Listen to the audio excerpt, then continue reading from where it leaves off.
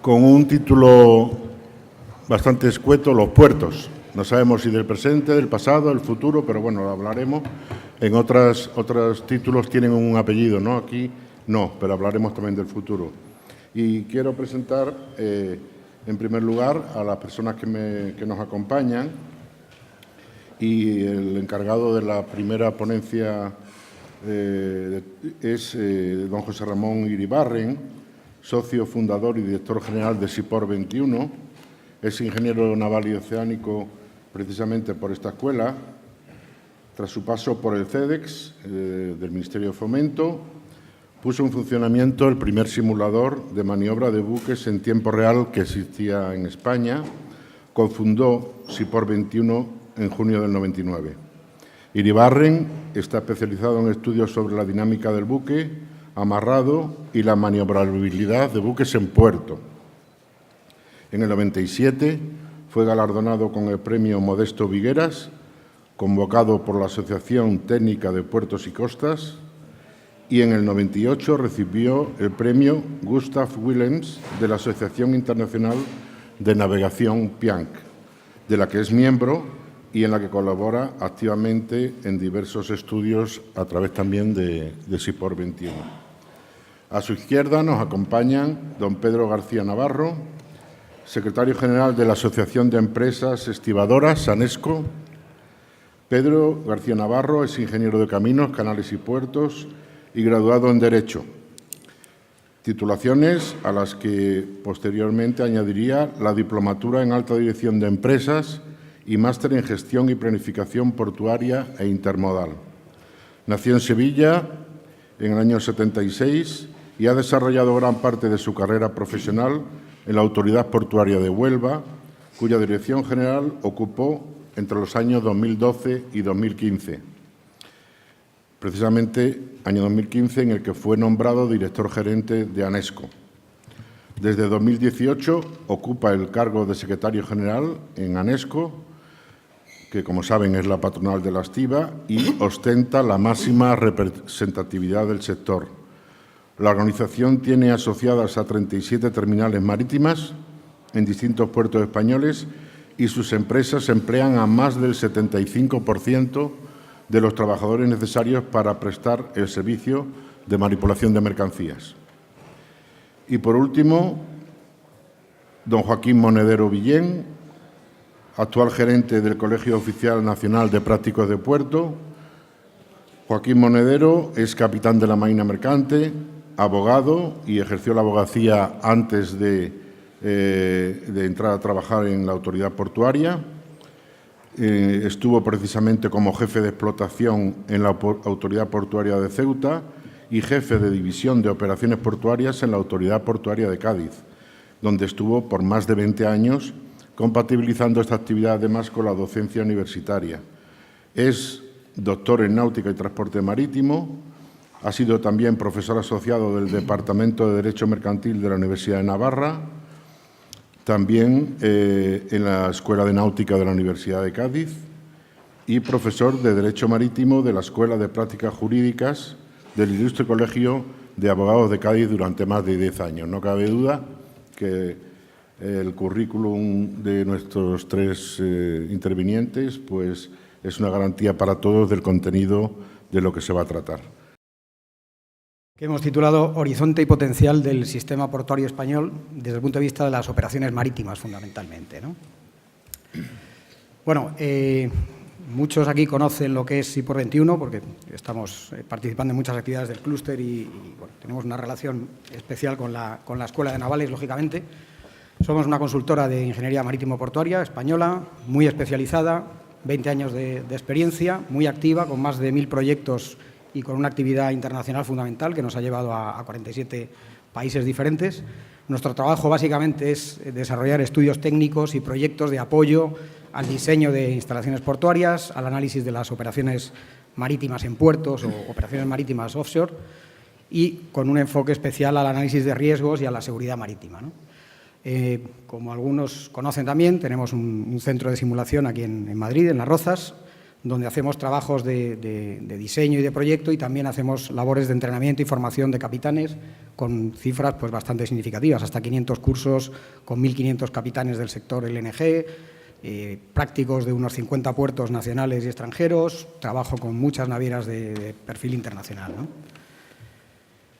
Y bueno, destacaría también, porque lo comentaré más adelante, tenemos una experiencia bastante marcada en el sector del GNL, del gas natural licuado, que tiene unos requisitos de seguridad, de formación y de exigencia por encima de la media del sector marítimo general, y nuestra experiencia ahí nos ha llevado a conocer esos niveles de exigencia y de excelencia que intentamos llegar a nuestro trabajo y nos dan un punto de vista que aplicar también a otros sectores quizá menos demandantes, ¿no?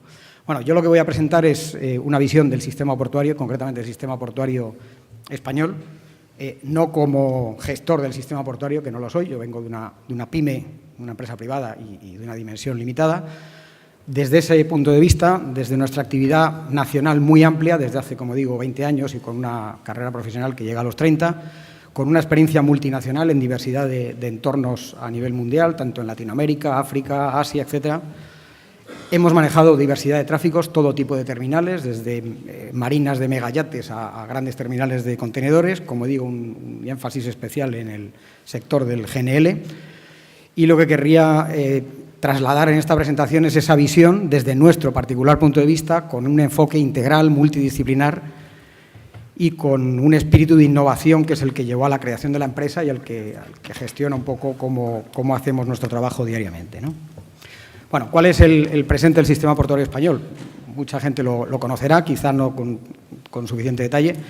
Lo principal aquí es la posición estratégica geográfica de España.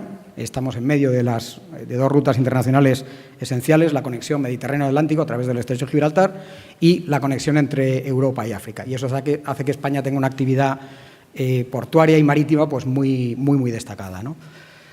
Como conclusión, lo que se oferta al mundo marítimo a nivel internacional, no solamente esa visión nacional, es un sistema con 28 autoridades portuarias de ámbito estatal que gestionan 46 puertos. Hay autoridades portuarias que gestionan diversos puertos, sobre todo en las zonas de los archipiélagos, ¿no? ¿Cuál es el punto de partida? Bueno, ahí ven el mapa de la ubicación de los puertos que conforman la Red Nacional de Puertos del Estado. Básicamente, históricamente, España es un país de malas condiciones de transporte y de comunicación terrestre, lo cual ha llevado a que históricamente exista una gran multiplicidad de puertos a distancias a veces reducidas entre unos y otros. Bueno, eso ha ido creciendo y al final pues tenemos una red de puertos con esta densidad.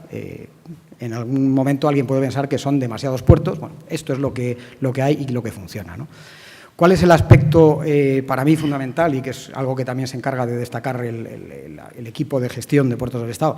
Es un sistema que tiene una alta solvencia económica. Es un sistema que es autofinanciado, es decir, sus propios recursos le permiten asumir sus gastos de operación y también las inversiones necesarias en el sistema portuario, sin recurrir a presupuestos del Estado, lo cual es una característica muy destacable, ¿no? Con el paso del tiempo se ha creado una red de infraestructuras de muy alta capacidad, de muy alta calidad. Somos a nivel mundial en la infraestructura portuaria un país ejemplo y modelo. Tenemos a Japón por ahí al lado, pero España es en ingeniería portuaria un líder mundial, ¿no? Movemos el 12% del tráfico europeo por nuestros puertos y, para que tengamos un poco el esquema de cifras, estamos por encima de los 500 millones de toneladas al año, este último año, y se mueven más de 17 millones de TEUs, de contenedores, por año este último año, ¿no? Nos movemos en un entorno de fuerte competencia, tanto con Marruecos, sobre todo con insisto, por la posición estratégica del Estrecho, Tanger-Med y grandes puertos que están compitiendo también con nuestra red, y a la vez tenemos una oportunidad de comercio muy interesante, tanto con África como con demás países del entorno vía Source Sea Shipping y líneas regionales, ¿no? Quizás, bueno, yo llevo 30 años trabajando con mis amigos y colegas ingenieros civiles, que no en vano se llaman de caminos, canales y puertos, porque los puertos son una parte fundamental de su formación. Me llevo bien con ellos, aunque soy naval, tienen sus cosas, igual que tenemos cada uno, pero bueno, hay que aprender a convivir. Mi padre es ingeniero de caminos y mi hermano también es ingeniero de caminos, o sea que tampoco me cuesta mucho, ¿no? Bueno, esta gente está dedicada, esta gente tan amable como el amigo Pedro, está dedicada a poner, como decía Modesto Vigueras, que es un profesor de caminos, son chupafangos porque dragan y tirapiedras porque construyen con bloques de hormigón, piedra y hormigón, ¿no? y muelles. Es decir, su afán es construir cosas duras y que resistan, ¿no? Y bueno, pues eso ha llevado, si nos vamos a esa visión muy reduccionista de los puertos, a que, sobre todo en el periodo 1990-2010, haya habido un desarrollo enorme de las infraestructuras portuarias en España, ¿no? Ahí vemos pues, la vista de satélite del puerto de Barcelona y del puerto de Bilbao a principios de esa época y cómo son esos dos puertos ahora. Es decir, ha habido un crecimiento enorme de las infraestructuras, han duplicado sus espacios de operación, sus áreas de trabajo. Y esto, bueno, pues tenemos, por ejemplo, ahí el puerto de Gijón a la izquierda y Punta Langosteira en La Coruña, que hoy en día pues son esto. Se han construido también puertos exteriores, como la dársena exterior de Gijón, la dársena de Punta Langosteira, o tenemos la costa de Granadilla, en Tenerife, o la esclusa antigua del puerto de Sevilla, que han pasado a ser pues, puertos de nueva planta o una esclusa de gran capacidad para el desarrollo del puerto. Es decir, lo que vemos en ese largo periodo es un esfuerzo enorme, inversor en infraestructura, en construcción, en lo que se refiere básicamente a diques de abrigo, muelles de gran calado y, en particular, una obra singular que es la esclusa de Sevilla, ¿no? Todo esto son básicamente inversiones públicas, generar agua abrigada en la que luego va a haber un desarrollo de inversión privada, ¿no? Vamos a dejar la infraestructura, luego volveremos. Si vamos a la evolución de la carga, bueno, pues ahí el gráfico de colores es, digamos, la carga general, cómo ha evolucionado en los últimos años. La línea negra marca el año 2000, el comienzo de este siglo, y el gráfico azul es el movimiento de cruceristas, ¿no? Estamos hablando de un sistema enormemente dinámico, con una capacidad económica muy potente. Y vemos ahí un poquito la evolución en estos 19 años que llevamos, 18 años que llevamos de siglo. El tráfico de contenedores se ha multiplicado por 3 desde el año 2000. Los graneles líquidos han crecido un 50%, los graneles sólidos un 10%, son más estables. Los cruceros se han multiplicado por 4. El tráfico de cruceristas se ha multiplicado por 4 desde el año 2000 aquí, y el tráfico total ha crecido un 70%. Es decir, estamos hablando de unas tasas de crecimiento enormes, de un gran dinamismo en esa actividad. Evidentemente, en el gráfico se aprecia perfectamente el hachazo que supuso la crisis de los años 2007 a 2013, que no es la crisis española. Estamos hablando de la crisis económica mundial, que tiene, lógicamente, un reflejo enorme en el comercio marítimo global y, por lo tanto, en el sistema portuario español como parte de esa red de transporte global. Bueno, lo que sí vemos es que a partir de los años 90 las tasas de crecimiento en carga se aceleran, vemos unas pendientes de crecimiento mucho mayores, y una vez superada la crisis estamos otra vez en un sector que está creciendo de manera muy, muy potente en cuanto a volumen de carga, ¿no? Los puertos los más llamativos, para quien no tenga ese detalle, ¿no? En contenedores, Valencia es el líder con 5 millones de contenedores, seguido de Algeciras y Barcelona. En graneles líquidos tenemos a los puertos ligados a refinerías, importan crudo en grandes volúmenes y exportan productos. Algeciras mueve 32 millones de toneladas. Graneles sólidos, Gijón es el gran importador básicamente de carbón y mineral de hierro para la industria local, 17 millones de toneladas. En pasajeros lidera Baleares y van a ser básicamente los puertos isleños los que tengan mayor presencia. Y en cruceros destaca Barcelona con 3 millones de pasajeros, muy por encima de los siguientes, ¿no? En carga total, Algeciras es el líder, lleva ya 2 años por encima de los 100 millones de toneladas de carga, seguido de Valencia y Barcelona, bastante más atrás, ¿no? A nivel europeo y mundial, ¿dónde estamos? Pues Valencia, posición 29 mundial, cuarto puerto europeo en contenedores. Algeciras está un poquito por detrás, pero es el cuarto puerto europeo en carga total, ¿no? Son puertos importantes, pero en su sitio. Es decir, el puerto líder en Europa es Rotterdam con 14 millones, es decir, el triple de lo que mueve Algeciras, y a nivel mundial los puertos de China y del sudeste asiático estamos hablando de 7, 8 veces el volumen de lo que mueve Algeciras. Es decir, tampoco estamos en un liderazgo mundial, ¿no? Bueno, ¿cuáles son esa es la situación actual y la evolución desde el pasado? ¿Cuál es el futuro, el horizonte que tienen por delante los puertos, ¿no? Y he intentado hacer un poco un listado de los retos que se le presenta al sistema portuario español, insisto, desde nuestra particular visión, ¿no? Clásicamente, un puerto es una zona abrigada donde los barcos llegan e intercambian carga o pasajeros con las instalaciones terrestres, ¿no?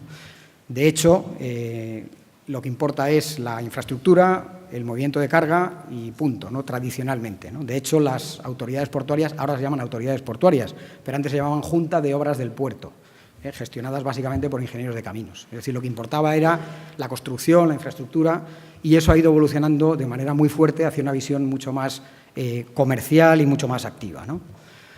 El concepto ahora es mucho más complejo. Tenemos interactuando tres elementos que son, por supuesto, la infraestructura necesaria para desarrollar la actividad, esa actividad de transporte, de intercambio de mercancías, y detrás se ha unido el concepto logística en los últimos años, que está pasando a ser esencial, ¿eh? Y ahí que tenemos, pues la infraestructura con el transporte está obligada a tener conectividad. El puerto no es un elemento aislado, sino que tiene que estar perfectamente conectado y facilitador de ese intercambio de mercancías. El transporte, la infraestructura con la logística nos va a conseguir dar un sistema eficaz de movimiento y de suministro de mercancías o movimiento de pasajeros, y el transporte y la logística unidos son los que nos van a dar principios de competitividad en la actividad económica que se desarrolla alrededor de un puerto. Un puerto ya no es solamente un atraque y una grúa, sino que es mucho más, con instalaciones mucho más complejas y un movimiento bastante más sofisticado, ¿no? Bueno, yo he intentado hacer un listado de los 6 retos que tiene por delante el sistema portuario español. Primero, volvemos a las infraestructuras. Hemos creado mucha agua abrigada, hemos construido grandes diques, algunas obras de relevancia europea y mundial. Creación de agua abrigada, que es la base de una actividad a futuro, pero ahora tenemos que llenar esos puertos, en algún caso vacíos. Volvemos al esquema de la crisis de construir aeropuertos vacíos o puertos vacíos que no tienen barcos o ni siquiera tienen terminales, ¿no? Se ha puesto la base para un desarrollo posterior. Lógicamente, la crisis ha pegado, lo comentaban también con el tema naviero y astilleros, un hachazo en ese desarrollo. Estamos hablando de infraestructuras que tienen un tiempo de planificación, de construcción y de puesta en servicio muy largo, 10, 15, hasta 20 años en algunos casos, y un bache como el de la crisis que hemos sufrido en los últimos años, pues rompe absolutamente ese esquema y nos lleva a situaciones que aparentemente podían parecer absurdas de por qué se construye esto cuando no hay tráfico, sino que al revés, el tráfico está bajando, ¿no? Bueno, eso tiene unas implicaciones económicas y financieras durísimas en algunos casos, pero eso es lo que tiene por delante el sistema portuario para abrir nuevas actividades y atraer nuevas inversiones que, insisto, se mueven en un entorno muy dinámico, ¿no? Otra parte importante es la adaptación a nuevos tráficos y a nuevos buques. La economía de escala, como todos sabemos, hace crecer los buques, da lugar a diferentes procedimientos de operación, requisitos de rendimiento y de eficacia económica mucho más elevados, y eso sobre todo se refleja en el campo de los contenedores, cruceros, buques de pasaje y buques de transporte de gas, ¿no? En estas 4 especialidades, España es un sistema portuario muy potente, muy capaz, y se ha adaptado a ese tipo de cambios, ha adaptado sus terminales, su operativa, sus equipos, para poder dar respuesta a los mayores buques del mundo, a las empresas más exigentes del mundo en cada uno de ellos. O sea, esa capacidad está y está de facto en la realidad, ¿no? Hemos creado mucha infraestructura, ahora viene el problema de mantenimiento y de la conservación a largo plazo, de nuevo una fuente de coste que hay que asumir. Las restricciones y las demandas ambientales son crecientes. Cosas que se construyeron hace 20 años probablemente hoy día no se construirían, o proyectos que se plantearon han tenido que abandonarse por restricciones ambientales o han tenido que modificarse sustancialmente, ¿no? Pues, por ejemplo, el puerto de Granadilla o lo que es el dragado del río Guadalquivir para el acceso al puerto de Sevilla, ¿no? Bueno, hay toda una serie de cambios. También se ha hablado aquí de las grandes corporaciones, sobre todo en contenedores, que van a asociar la naviera con la terminal, y, como decía antes, todo el sistema de puertos está metido de cabeza en una mejora de la conectividad y la logística, ¿no? Sobre todo en mejorar los accesos terrestres y de ferrocarril. Mis amigos los ingenieros de puertos antes hablaban de puertos, de diques, de dragas, que ahora casi todos hablan de trenes, ¿eh? Exagerando un poco el tema. Ese es el tema de moda en los puertos, porque es una necesidad evidente, ¿no? Reto número 2, mejora de la eficiencia, y aquí tienen un papel importante los servicios portuarios y cómo van a encajar y dar un servicio de calidad y de alto rendimiento con unos costes económicos adecuados a toda la actividad de las terminales. Luego veremos algunos comentarios por parte de los compañeros de mesa. Tenemos la opción de generar y explotar de una manera adecuada un gran volumen de información operativa, en particular datos de tráfico, de movimientos de buques. Hay un recorrido muy grande que hacer por ahí. Tenemos que hacer una optimización de los accesos a los buques, de los accesos a puerto, tanto por la parte terrestre como marítima, y ahí estamos hablando de ese crecimiento en volumen de carga, en número de escalas, número de buques. Eso nos va a llevar a la necesidad de optimizar y de analizar, sobre todo con métodos de simulación y de simulación operativa, cómo vamos a mover los buques y la carga en los puertos. Tenemos un sistema de información meteorológica y marítima que es la envidia del mundo. Eso se estableció a primeros de los años 80 y hay un sistema de información de oleaje, corrientes, mareas, etcétera, de un gran recorrido histórico que proporciona una información fundamental tanto para diseño de obras como para criterios operativos de los puertos. Eso hay que seguirlo explotando, hay que seguirlo mejorando y hay que transferirlo a otros países que están pidiendo colaboración en este sentido, ¿no? Y va complementado con sistemas de predicción marítima que están en avance constante y donde estamos de nuevo en una posición de liderazgo técnico a nivel mundial. Nos falta el salto de la meteorología operativa, ¿no? Es decir, traducir variables físicas de altura de ola a variables operativas de va a poder mi barco entrar o no, con qué medios y con qué criterios, y va a poder cargar o descargar en qué condiciones de seguridad, ¿no? Reto 3, seguridad marítima. Aquí pues es algo que venimos hablando también. Los niveles de seguridad son muy buenos, pero hay que seguir trabajando en ello y hay posibilidad de aumentar esa eficacia, ¿no? Básicamente aplicando metodologías de análisis que ya no son las tradicionales empíricas, sino metodologías de análisis de riesgos basadas en análisis probabilista, que es la filosofía que establece la ROM. La ROM es las recomendaciones de obras marítimas elaboradas por Puertos del Estado desde hace más de 10 años, que lo que pretenden es establecer los criterios de diseño, operación y mantenimiento de las instalaciones portuarias, ¿no? Este enfoque lo que nos requiere son datos de entrada, de partida muy fiables, de larga cobertura, pero nos va a permitir elaborar criterios de diseño y de operación mucho más precisos, mucho más específicos, que van a redundar en un nivel de seguridad conocido y un ahorro de costes, ¿no? Y en particular, bueno, pues para las operaciones marítimas está la metodología FSA de la OMI. La evaluación formal de seguridad es un procedimiento establecido y de análisis de riesgos en operaciones marítimas que todavía está por extenderse e implantarse de manera generalizada en nuestro sistema, ¿no? Reto 4, innovación 4.0.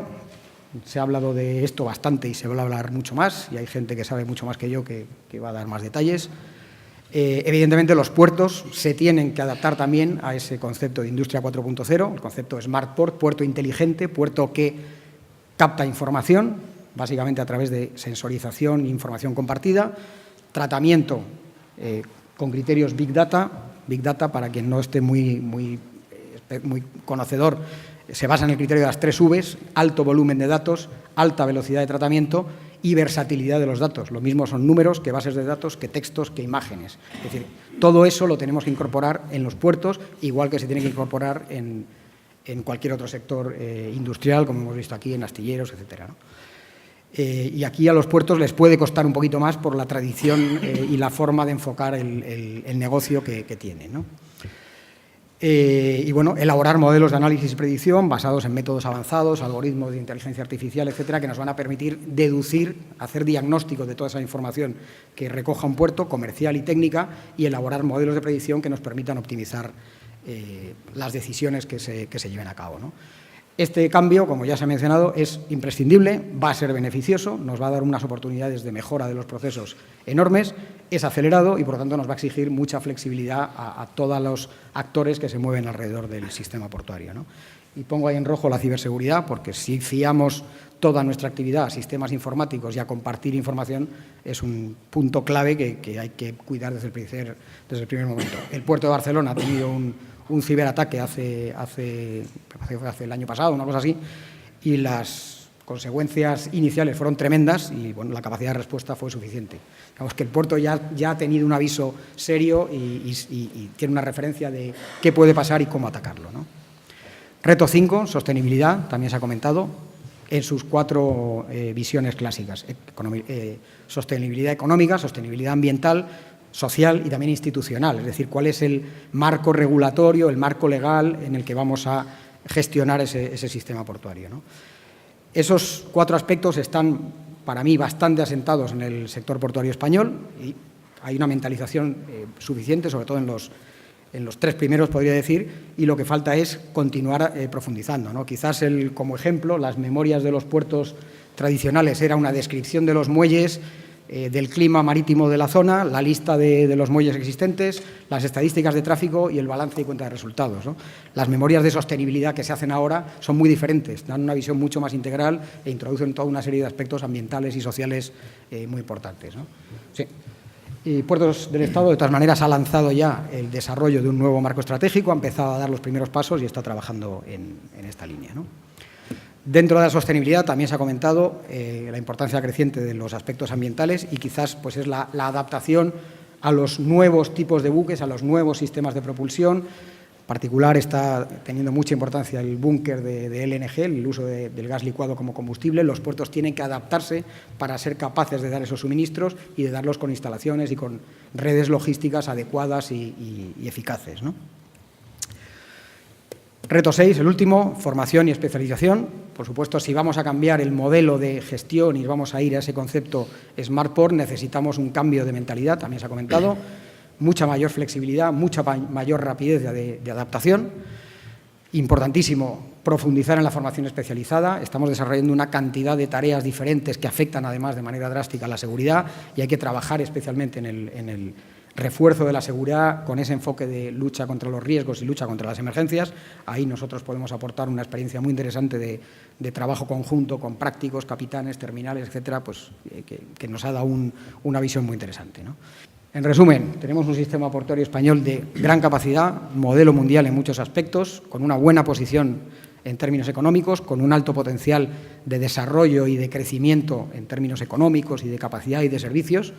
Estamos combinando una buena infraestructura con servicios de calidad y con unos niveles de seguridad muy buenos. En cada uno de esos aspectos, evidentemente, hay camino por recorrer y camino de mejora, ¿no? Importantísimo el concepto de comunidad portuaria. Cuando uno sale fuera a otros países es algo que envidian y que necesitan.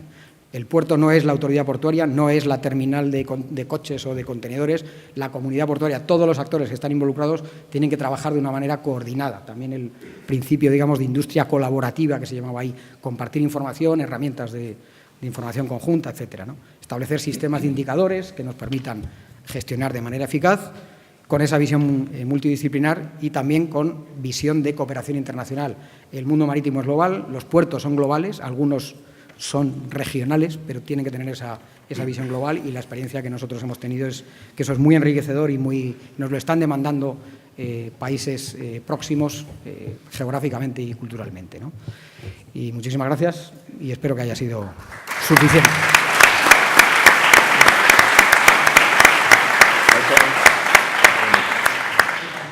Gracias, José Ramón, y vamos a empezar el coloquio y mientras los asistentes piensan las preguntas, voy a haceros un par de ellas.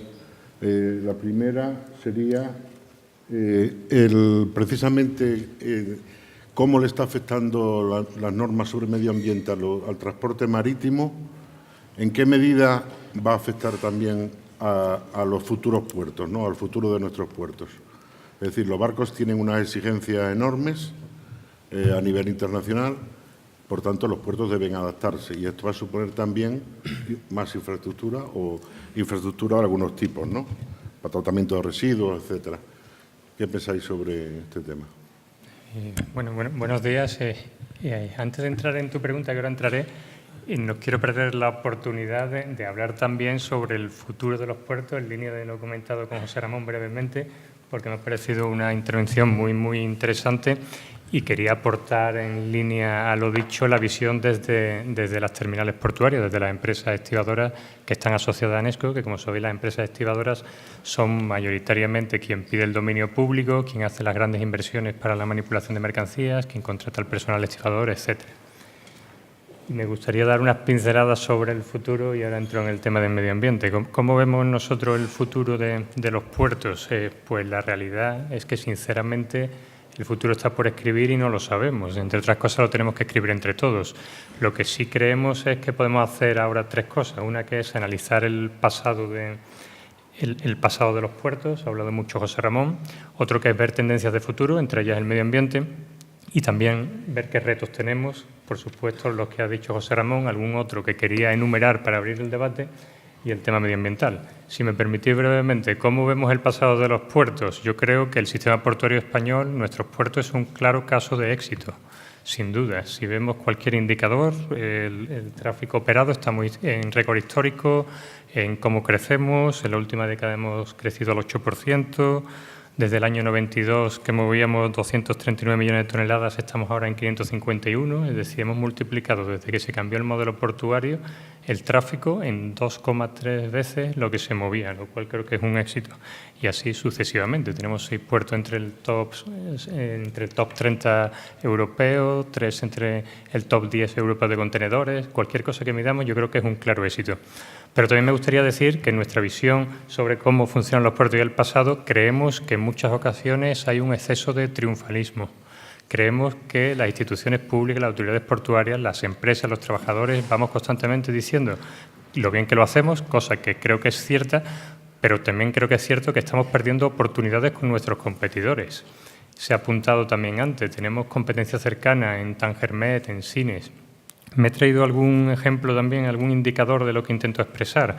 Por ejemplo, el tráfico de contenedores en España, que sabéis que en nuestros puertos es el principal volumen que se está operando. El año pasado crecimos al 5, lo cual es un éxito, pero es que el mundo creció al 6 de media, por lo tanto estamos creciendo, pero menos que la media mundial.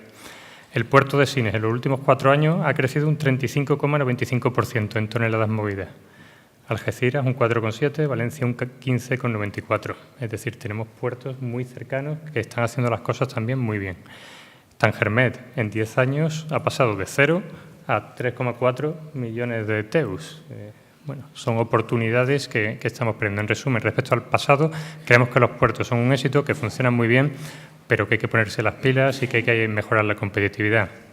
Respecto a temas que enumero de presente, han salido algunos en la presentación de José Ramón. Puntos débiles que, en mi opinión, tiene el sistema portuario, porque puntos fuertes tenemos muchos. Tenemos posición logística envidiable, grandes infraestructuras, grandes profesionales, pero si nos centramos en qué podemos mejorar, en mi opinión, tenemos un gran número de puertos. Se ha anunciado y se ha visto, 44 puertos, no es lo que se acostumbra en ningún país del mundo.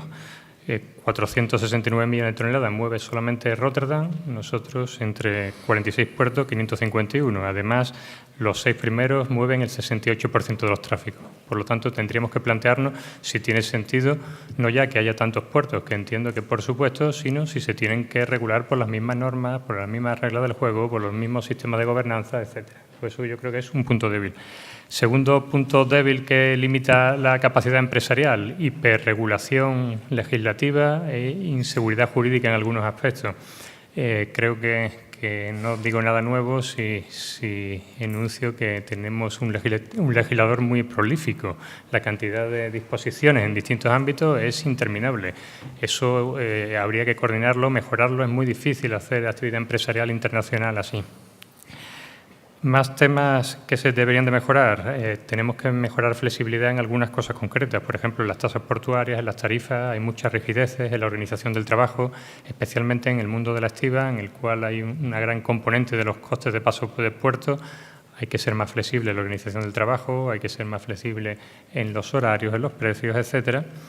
Y también necesitamos seguridad jurídica. Podríamos comentar después, os sonará, en los últimos 5 años hemos vivido en las terminales una crisis importante con el tema de la estiva, motivada por una sentencia del Tribunal de Justicia de la Unión Europea. Es decir, todo empieza porque el Reino de España hace una legislación que es contraria al derecho comunitario y hay una sanción contra el Reino de España, no contra los trabajadores ni contra las empresas. Sin embargo, hemos estado durante 5 años en una incertidumbre jurídica, conflictividad, lo cual no es nada bueno y esas situaciones hay que evitarlas. Más puntos débiles que, en nuestra opinión, tiene el sistema actual. Tenemos que coordinar mejor las administraciones públicas que operan en cada puerto. Creo que tenemos magníficos funcionarios, magníficos servicios, magníficas administraciones públicas, pero hay una vorágine entre la Autoridad Portuaria, Puertos del Estado, la Capitanía Marítima, el SOIBRE, el PIF, Aduanas, ADIF, Renfe, los distintos cuerpos y fuerzas de seguridad del Estado. Para la iniciativa privada es difícil crecer y, sobre todo, a nuestros principales transmitirle cómo funcionan nuestros puertos. Habría que mejorar mucho esa coordinación. Y, por último, también me gusta que lo haya dicho José Ramón, la política de inversiones yo creo que es francamente mejorable en el sentido de que se han hecho grandes inversiones hoy ociosas. Yo creo que hay sobreinversiones en algunos sitios y en otros sitios, sin embargo, hay grandes cuellos de botella. Deberíamos de articular un sistema que lo público invierta teniendo en cuenta las necesidades de la iniciativa privada. Nosotros estamos solicitando que los planes de empresas, en las cuales se deciden los planes de inversión, pues haya posibilidad de hacer alegaciones, aportaciones, etcétera, que los operadores realmente puedan opinar en esa política pública de inversión. No me quiero extender mucho, no me voy a comer el tiempo, pero lo que quería decir es que creo que vamos bien y tenemos limitaciones, que tenemos algunos retos de futuro que también enumero, y solamente son 5 para abrir el debate. El primero de ellos, en mi opinión, es que tenemos que apostar por la automatización y la digitalización en los puertos. Esto que parece una entelequia en algún sector, en la actividad portuaria es una realidad ya existente. En el mundo ya hay 44 terminales automatizadas o semiautomatizadas, 2 de ellas en España, hay 10 planificadas. Por lo tanto, no estamos hablando de algo que pueda ocurrir o no, es algo que es sí o sí. Tendrá un gran impacto en las relaciones laborales, tendrá un gran impacto en la flexibilidad, en los costes portuarios, etcétera. Por lo tanto, tanto trabajadores, empresas como administraciones públicas tenemos que potenciar la automatización de las terminales portuarias. Más temas que tenemos que mejorar o que son retos de futuro, además de lo dicho por José Ramón.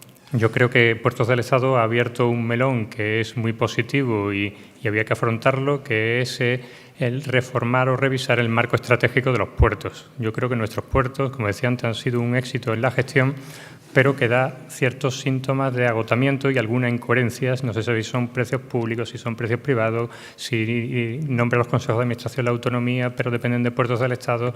Yo creo que empiezan a saltar algunas costuras y que es conveniente revisar cuál debe de ser el marco estratégico de los puertos de interés general del Estado. En este sentido, también opino que cuando sale este debate centramos mucho el punto de vista en el modelo de gobernanza, en la política y en lo territorial, y deberíamos de centrarnos en cómo conseguir administraciones portuarias más eficientes. Y me gustaría decir, por si no tenéis información exacta, algo que ha dicho José Ramón muy eufemísticamente, de que los puertos son muy solventes y se autofinancian y tal, lo cual es cierto, pero no sé si conocéis algún número. Actualmente, en el sistema portuario público, autoridades portuarias y puertos del Estado, a nivel consolidado, en el balance, hay 383 millones de inversiones financieras a corto plazo, 104 millones de inversiones financieras a largo plazo, 758 millones en tesorería. Es decir, hay un exceso de caja de 1.245 millones de euros. ¿Qué quiere decir esto? Estamos ahora oyendo que si la carretera la tienen que pagar los usuarios o no. Bueno, los puertos, la carga, los usuarios del puerto están pagando las grandes inversiones, el dominio público, la amortización, los gastos de mantenimiento, los gastos de explotación. Además, se genera un fondo para accesibilidad que se invierte en ferrocarril, otro fondo de contribución para los puertos deficitarios y, además de todo eso, hay en la caja 1.245 millones. Yo creo que esto habría que revisar si tiene sentido o si no se puede dedicar mejor a incentivar el desarrollo, crear riqueza, crear empleo. Por eso desde ANESCO venimos reclamando una bajada de las tasas portuarias porque creemos que no tiene sentido. Es necesario, por tanto, reformar el modelo, pero no por hablar solo de quién manda en el puerto, sino cómo se gestionan, cómo se financian y cómo son más eficientes. Y los otros 3 temas, que si no me como todo, es ferrocarril, por supuesto. Si no, no sería ingeniero portuario. Tenemos que hablar de ferrocarril, tenemos que apostar por el ferrocarril y también tenemos que apostar por inversiones adecuadas, como decía antes, y sobre todo por el medio ambiente y la seguridad, que ya no es un reto de futuro, sino de presente. Quería decir esto sí o sí porque no quería perder la oportunidad, después de hablar del futuro, de cuál es nuestra visión. A tu pregunta concreta sobre el medio ambiente en los puertos, pues claro que lo condiciona. Yo creo que lo está condicionando ya desde las terminales marítimas. Las inversiones en temas medioambientales, tanto en la gestión como en la infraestructura, desde hace muchos años son cuantiosas y estamos apostando por ello cada día. y creemos que ese es el futuro sin duda, que se abre un nuevo mercado laboral y que hay que apostar por la formación y por desarrollar nuevas capacidades. Pero aunque la automatización es un hecho, creemos que, por supuesto, los estibadores tienen un gran futuro, pero que es necesario apostar por la formación continua.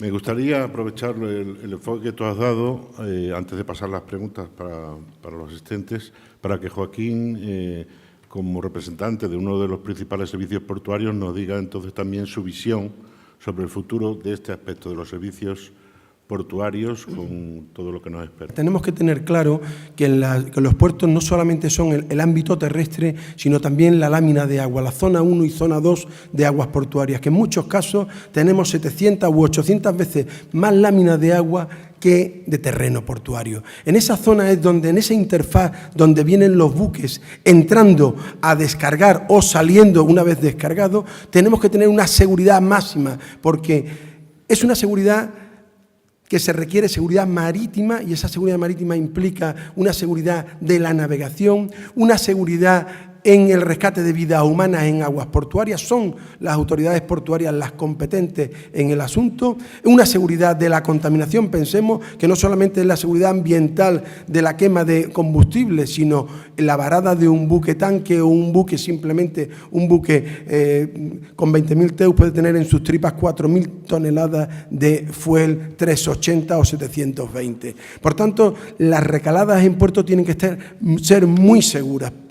¿Y esta seguridad quién la está implementando en los puertos? Se está implementando desde todo punto de vista con el servicio de practicaje, con el servicio de remolque, con el servicio de amarre. La ley, el Sistema Nacional de Protección Civil, la ley de 2015, manifiesta dos puntos muy claros para evitar que una emergencia se convierta en una catástrofe. Una pronta respuesta ante una emergencia. Segunda, que las personas que intervengan en la emergencia estén debidamente formadas y debidamente adiestradas. Si estamos perfectamente adiestrados, si tenemos el training, podemos dar una pronta respuesta. Las personas que hemos navegado y que hemos ido por todos los puertos del mundo, sabemos que España tiene un gran problema. Ya lo ha apuntado el compañero Pedro, que tenemos fragmentada la gestión portuaria. Hemos dicho que hay administración marítima, administración portuaria, el Instituto Social de la Marina, la Guardia Civil del Mar, el resguardo fiscal aduanero. Podríamos estar los PIF, podríamos estar enumerando. Todo esto son fisuras. Cuando uno va a Estados Unidos se da cuenta que es el estado más federal que hay. Pero ese estado federal con el mar no juega. Hay una sola ley, la ley de navegación marítima, y un solo ejecutor de la política marítimo-portuaria, el Coast Guard norteamericano.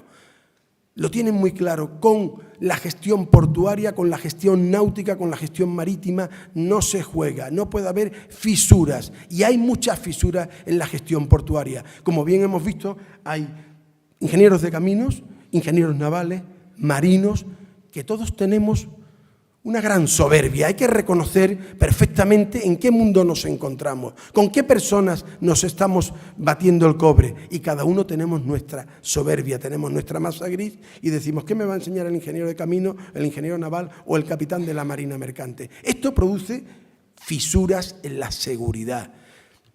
Tenemos que tener, desde el punto de vista del practicaje, personas que cuando reciban nuestros mensajes entiendan perfectamente el lenguaje. Si a mí me está gestionando el servicio de practicaje un ingeniero de camino, no va a entender en qué momento se puede perder un barco. Un barco, todos los que estamos aquí, estoy mirando a don Rafael Lobeto, capitán de la Marina Mercante, abogado, y entonces sabe que un barco se pierde en décimas de segundo. Lo dicen los antiguos del lugar, entre guiñá y guiñá se pierde un barco.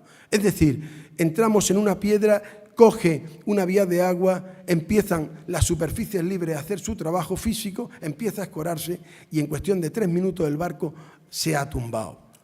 Piensen ustedes que un barco con 4.000, 5.000 personas a bordo que están entrando diariamente en los puertos españoles, si tenemos un siniestro de estas características y no tenemos los recursos preventivos necesarios, que no son más que prácticos remolcadores y amarradores, que son esas fuerzas de choque inminentes de que van a prestar el servicio, en un momento determinado teniendo las redes sociales, teniendo Internet, podemos pasar lo que le ha pasado a la compañía Boeing, de que el avión, por un dispositivo, en vez de subir, ha bajado y vaya por 200.000 millones de dólares de pérdida. Y lo que te rondaré, Morena. Es decir, tenemos que tener claro que la seguridad es como la honorabilidad, el buen nombre. Cuesta mucho alcanzarlo, pero mantenerlo requiere un coste. Y ese coste se puede perder en un segundo. Por tanto, tenemos que tener muy claro que en la gestión portuaria, marítimo-portuaria,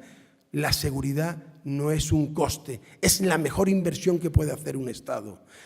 Si entramos ya, como ha comentado el compañero Pedro y José Ramón, la gestión portuaria. La gestión portuaria que se está haciendo es una guerra fratricida entre hermanos. Poner a competir puertos hermanos, es decir, entre Algeciras y Cádiz ponemos una tasa un 30% más barata que otra, sabiendo que el tráfico viene del sudeste asiático. A un capitán de la Marina Mercante su explotación le va a dar igual llegar a Cádiz que a Algeciras.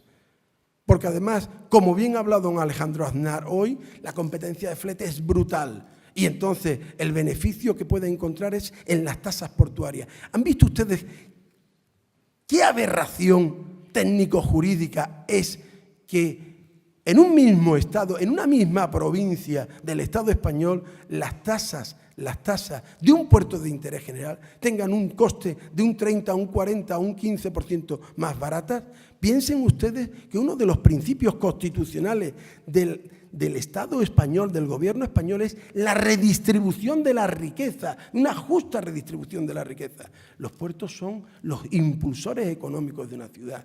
Yo he visto cómo ha caído la decadencia de la ciudad de Cádiz, de la ciudad de Almería, de la ciudad de Alicante, porque el tráfico ha sido absorbido, pero no el tráfico natural, se ha desviado. Es como si hacemos un bypass al curso legal de las mercancías. Tenemos que tener eso muy claro y el Estado tiene que replantearse muy bien. Dejemos que el tráfico sea como el agua, que vaya por el cauce natural, pero no con nuestros tributos portuarios. ¿Me van siguiendo? Creo que me he extendido. Si tienen alguna pregunta, yo creo que para una introducción de los servicios portuarios es bastante. Gracias, Joaquín. Vamos a aprovechar ahora el momento que nos queda, los momentos que nos quedan, por si alguien del público quiere hacer alguna pregunta. Allá arriba. Don Rafael Lobeto.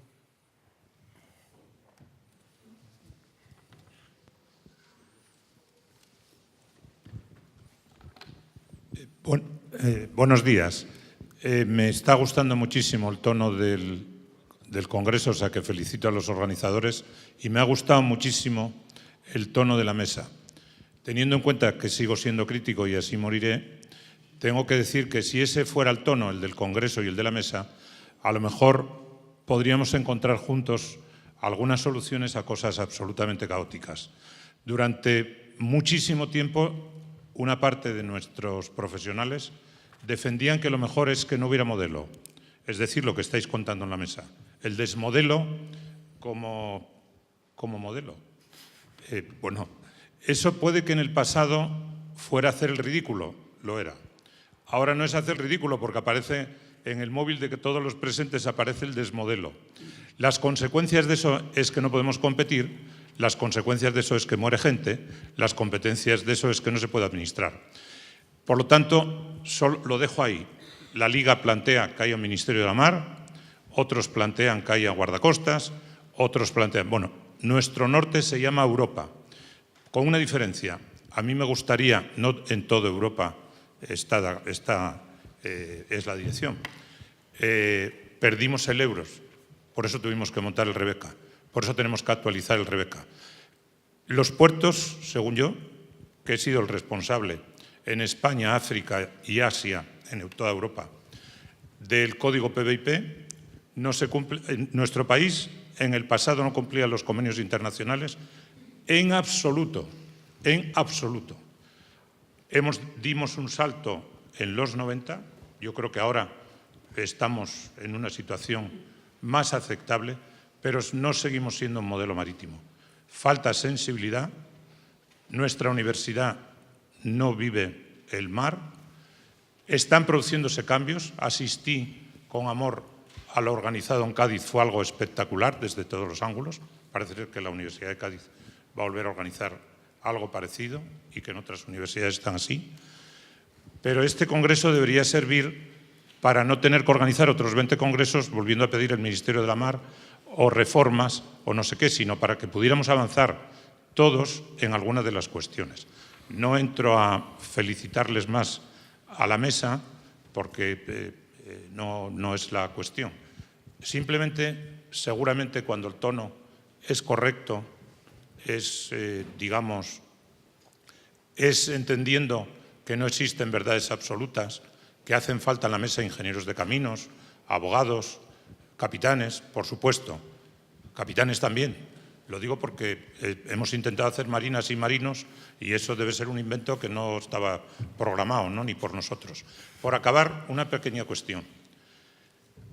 La NASA del pasado en lo marítimo hemos sido nosotros. Gracias a los judíos, a los árabes, a las matemáticas, nuestro país descubrió un nuevo mundo.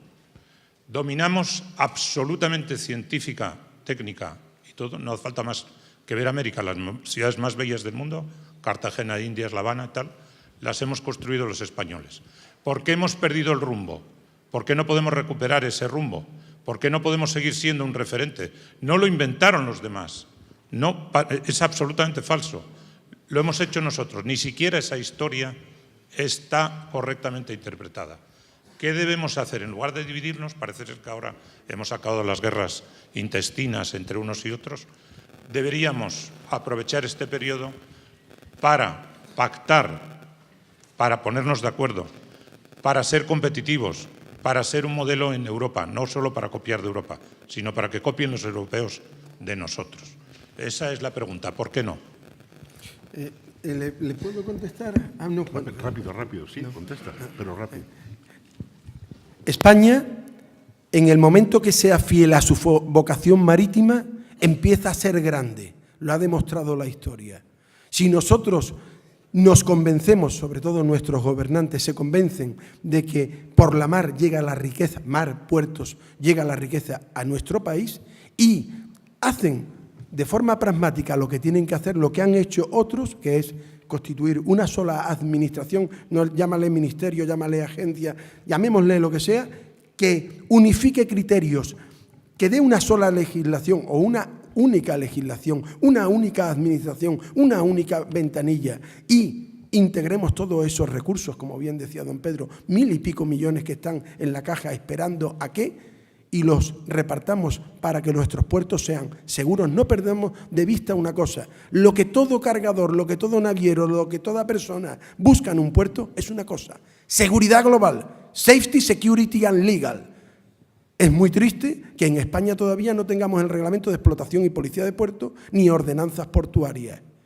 ¿Ustedes se imaginan una ciudad sin ordenanza municipal de tráfico, sin ordenanza municipal de venta ambulante? Esto es lo que tenemos que reflexionar y hacer ver a nuestros políticos para que tomen la decisión correcta. Una única administración para que gestione el mar en España. Gracias, Joaquín. Había una pregunta por allí y otra por aquí. Que sean breves, por favor. Sí, bueno, yo soy José Manuel Pérez Vega, soy el secretario federal del sector marítimo portuario de UGT, amén de capitán de la Marina Mercante y controlador de tráfico marítimo de SASEMAR. Un poco a lo que comentaba Joaquín y una pregunta que le hago a Joaquín. Estamos aquí dilucidando y viendo y diciendo desde el principio administración marítima única, administración marítima única, administración marítima única. Yo sé que había un proyecto ya en el 2004 de administración marítima única y ninguno de los gobiernos desde el 2004 hasta ahora se decidió a ponerlo en marcha. ¿Crees que se está obrando con cordura en los puertos cuando existe una autoridad portuaria, un centro de SASEMAR y los prácticos del puerto? Y ninguno de los tres, en el 90% de los sitios o de los puertos, no trabajan juntos a la hora de ordenar lo que es la seguridad marítima o la seguridad portuaria. Y después, otra pregunta a cualquiera de los componentes de la mesa. ¿No es un poco anacrónico que aquí estemos fomentando la competencia, como también se dijo, entre los puertos del mismo Estado, cuando realmente nuestros competidores están en Europa, en África y en otros puertos. Y aquí queremos tener crecimiento a partir del puerto que está al lado, porque vamos a ver, en todo el conjunto portuario lo que estamos haciendo son vasos comunicantes, quitamos de un sitio para poner el otro, pero el crecimiento no se produce. Gracias. Brevemente. Brevemente. Me ha encantado la pregunta. Yo he hecho mi tesis doctoral en el control del tráfico marítimo portuario, he investigado mucho y puedo manifestar una cuestión. España habla de autoridades portuarias. Son los órganos que menos autoridad tienen en lo que al lado mar se refieren, aguas portuarias. Tenemos que tener claro que si se gestionan ingenieros de caminos los puertos del lado mar, lo desconocen. Y tenemos que el tráfico marítimo portuario lo gestiona en unos puertos SASEMAR, en otros los prácticos, en otros empresas privadas y en otros nadie. Y en otros nadie. Entonces, tenemos que hacer una reflexión y decir, nuestra ley tiene que ser cumplida. Entonces hay que ir al legislador y el legislador es sabio. Sabemos legislar muy bien. Dice, el Servicio de Ordenación, Coordinación y Control del Tráfico Marítimo Portuario viene regulado en el artículo 106 del texto refundido de la Ley de Puertos y es un servicio general que tiene que dar la autoridad portuaria, prestar la autoridad portuaria. Y además, como implica ejercicio de autoridad, no puede ser delegado en terceros. ¿Está claro? ¿Está explicado? Si nosotros cumplimos la ley, seremos unos triunfadores, pero hay que cumplir la norma. ¿He contestado a la pregunta? Vale. Gracias. Y una última intervención por aquí. Muchas gracias. Carlos Peña, un antiguo capitán. Antes del desastre del Prestige existía un plan de contingencia y se hicieron unos ejercicios que teóricamente resultaron maravillosos. Poco después sucedió todo lo que sucedió. La pregunta es muy concreta y muy sencilla. ¿Qué se ha hecho después para evitar una repetición, sobre todo en la gestión de la crisis? Es decir, un accidente en un barco se puede volver a dar, sobre todo en una zona tan transitada como esa. Pero ¿qué hemos hecho? Se habló mucho de un puerto de refugio. Esa es la pregunta. Gracias.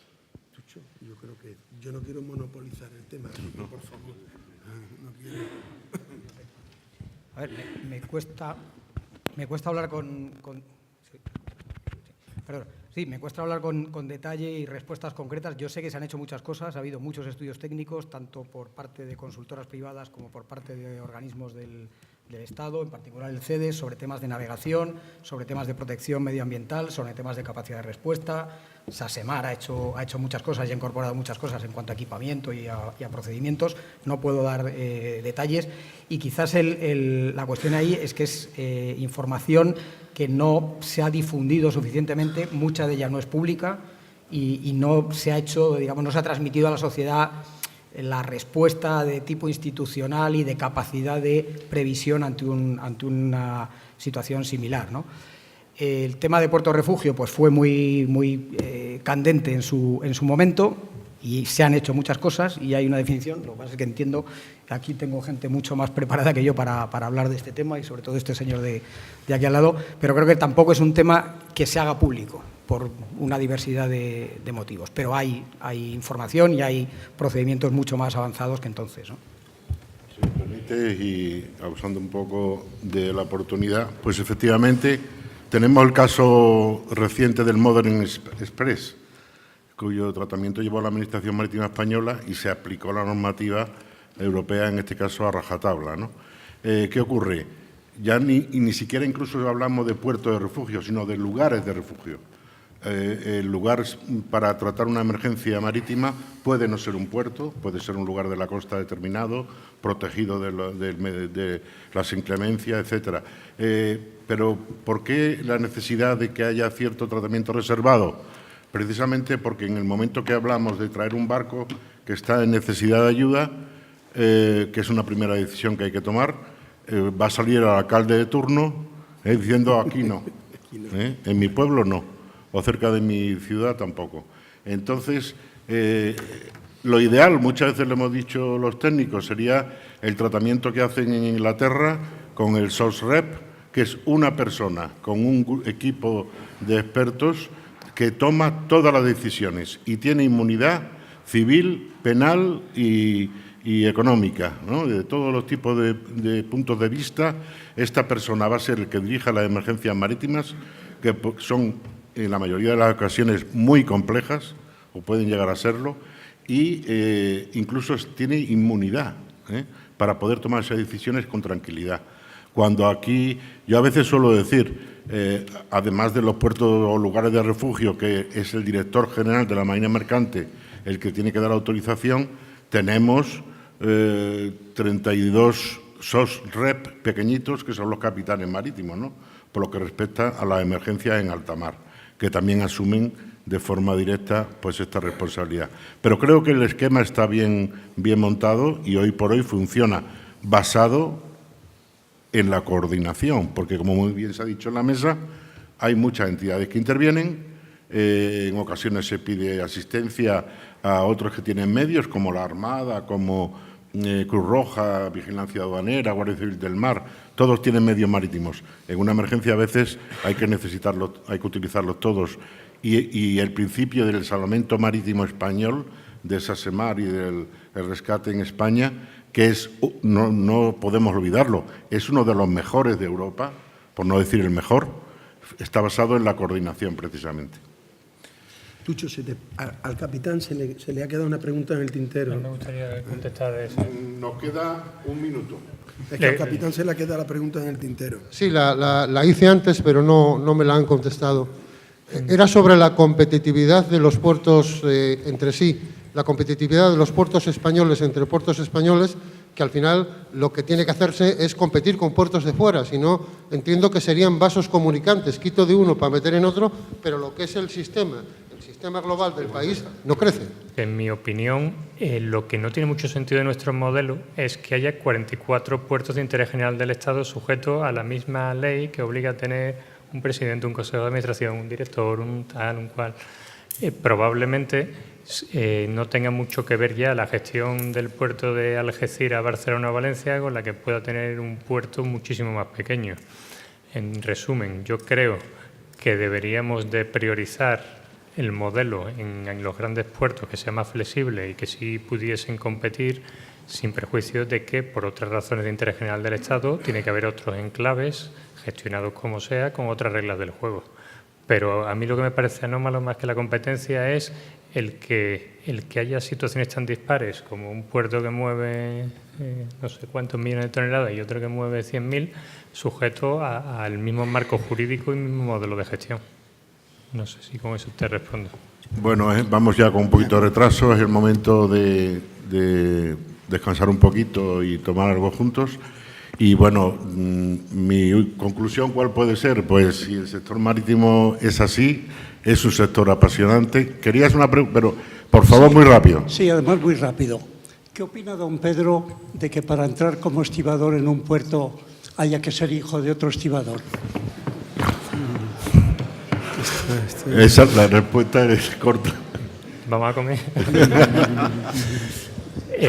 Vamos a ver, la legislación de la estiba ha cambiado. La legislación de la estiba ha cambiado y actualmente para ser estibador lo que hace falta es estar en posesión de un certificado de profesionalidad específico y estamos en el proceso de que se creen centros formativos suficientes para que haya certificado de profesionalidad.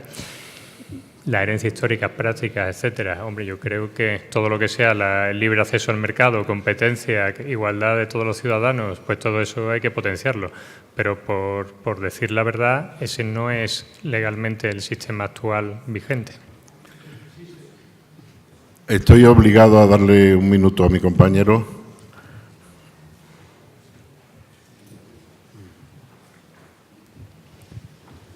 ¿Quién es Tucho? Bueno, no estoy de acuerdo contigo en el sentido de que los estibadores controlan la formación y van a seguir manteniendo que los hijos de los estibadores sigan siendo los que ganen los concursos. No voy a entrar en discordia, pero le aseguro que es así. En segundo lugar, lo único que quería deciros yo, en el puerto de Castellón hemos tenido simulacros de amenazas biológicas muy importantes y gracias a Dios nos hemos equivocado en muchas cosas del simulacro, También hemos tenido un hundimiento de verdad en un remolque y yo lo había controlado con drones. Y la pregunta que yo quería hacer muy concretita es, yo creo que con los buques autónomos que van a venir ahora, entiendo que los drones deben ser incorporados para los servicios de los prácticos. Y para eso es la pregunta. Yo creo que los prácticos deben ya empezar a adaptarse al tema de usar drones sin tener que subir cuando la mar está mal o cuando hay una emergencia. Breve. Breve, por supuesto que sí. Vamos al tajo. Buques autónomos, buques sin tripulantes a bordo, que tenemos que hacer unas maniobras muchas veces con calzador de buques de 200, 250 metros y tenemos que ir muy precisos. Si esto se consigue mediante la tecnología, pero no debemos olvidar lo que nos dice el Reglamento General, perdón, el RIPA, el Reglamento Internacional de Prevención de los Abordajes, que tenemos que tener en cuenta todas las restricciones que pueda tener el radar, ICE y todas las ayudas a la navegación. Y que la vigilancia debe ser visual y auditiva y que como buen navegante que eres, sabes que los radares nos dan muchos sustos y que la que trabaja siempre es la vista y el oído. Y tenemos que estar a bordo de los buques. Sí, conseguimos tener ingenieros que nos hagan buques autónomos que desde un puesto de control en Irlanda y el barco esté atracando en Cádiz y sea seguro, pues no tendré nada que decir. Pero todavía te puedo decir que soy como Santo Tomás, hasta que no toque las llagas de Cristo no me lo creo, no me lo creo, sobre todo en la mar. Y teniendo en cuenta que en la mar nos llevamos muchos sustos y sobresaltos, es decir, embarcaciones de recreo, embarcaciones de pesca que van a su navegación, no a su libre albedrío, a su navegación, contenedores que andan flotando, troncos de madera a la deriva, tantos peligros de la navegación que ni el dron, ni la maquinita nos van a poder avisar. Sin embargo, el ojo humano sí. Gracias. Por eso soy como Santo Tomás. Gracias, Joaquín. La Liga Naval, que también nota, en el próximo congreso habrá que continuar con esta ponencia. Pero el sector es apasionante y a todos le emplazamos para que todos juntos, como se ha dicho, pues podamos aportar para hacer las cosas mejor si cabe. Gracias.